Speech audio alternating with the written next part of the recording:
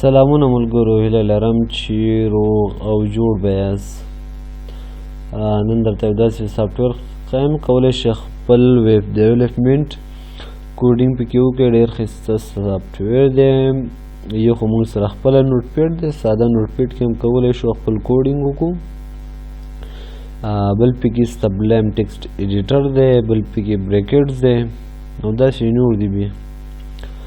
او دا اپلیکیشن چې دی فکر کوم 1.5 MB سایز لري، کولی شئ د نیټ څخه هم را ډاونلوډ کړئ. نوم یې دی ویژوال سټوډیو. ویژوال سټوډیو ډېر ښایسته اپلیکیشن دی د ویب په برخه کې. موږ پکې کولی شو خپل HTML CSS جاوا سکرپټ PHP کوډینګ وکړو په اسانۍ سره. ډېر ښایسته انټرفیس لري، خپله لایف ویب ویو لري، کولی شو په ژوندۍ بڼه خپل ویب سایټ وګورو چې څنګه ښکاري. یوازې کنټرول S سره، ضرورت نشته چې ویب براوزر ته لاړ شو خپل براوزر پکې ریفریش کړو.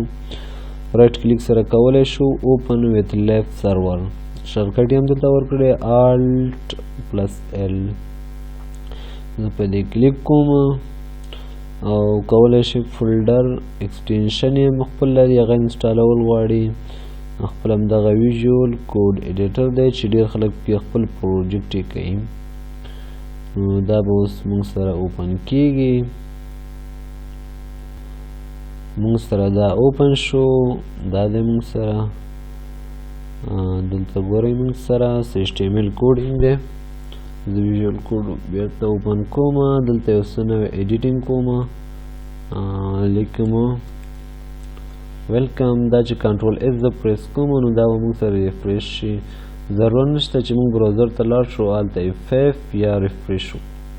یوازې همدغه ویژوال سټوډیو له لارې کنټرول S وهئ چې هر څه ورسره اضافه کوئ نو هلته به خپله ریزلټ درته ښایي.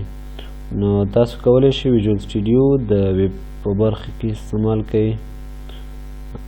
مننه.